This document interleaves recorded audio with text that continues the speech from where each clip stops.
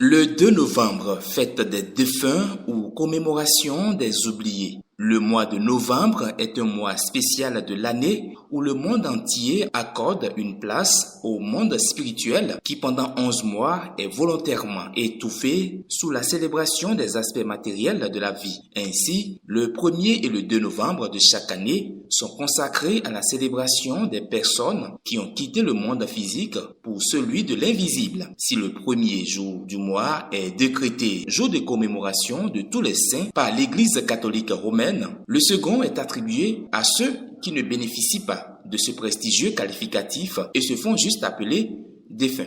Encore appelée fête des morts, cette commémoration constitue une occasion pour les personnes ou les familles éplorées de rendre hommage à leurs parents décédés. Des opérations de nettoyage des tombes, des messes organisées dans les cimetières, des sièges allumés sur les sites d'inhumation et autres manifestations viennent illustrer la résilience affective des vivants face à l'absence de leurs illustres disparus.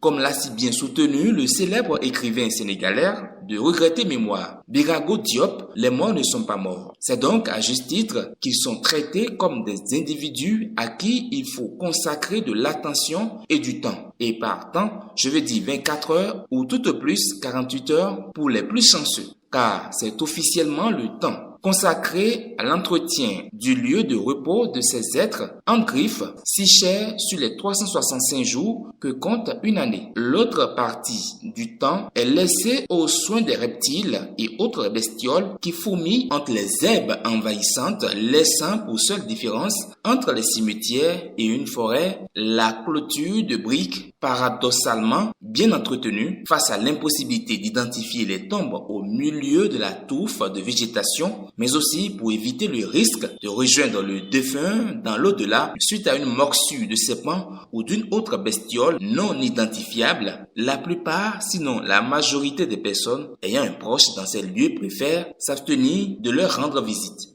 Les pauvres se retrouvent alors progressivement dans le couloir qui mène inévitablement dans la case du fond, celle de l'oubli. Après tout, la vie ne continue que pour ceux qui peuvent encore en profiter. La sempiternelle question du commentateur: mais à qui la faute? Il arrive de voir une fois en passant des gens en train de désherber le boulevard des Allongés sur commande des autorités municipales. De quoi, ne serait-ce que pour une semaine, redonner vie au lieu de repos des morts. Mais doit-il être prioritaire de s'occuper des personnes sans vie pour une autorité chargée d'administrer et de satisfaire les attentes des personnes en vie? La réponse se trouve dans la fréquence des opérations de nettoyage qui sont attribuables à l'administration communale. Ceux qui sont les moins excusables dans cette affaire, ce sont les proches des défunts. Ce n'est pas pour la beauté de la phrase que l'expression « l'amour finit au tombeau » est si célèbre, mais pour l'amère réalité qu'elle dénonce. Mais pourquoi en être étonné, puisque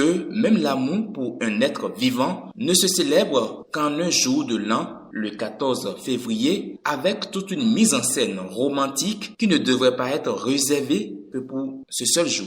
Pourquoi immortaliser des mémoires dans des lieux si on a de la peine à les entretenir? À cette question, seul l'être humain qui se la pose peut répondre en corrigeant cette habitude ou en s'abstenant d'y réfléchir. Merci pour l'attention et à dimanche prochain pour un autre numéro du commentaire du dimanche.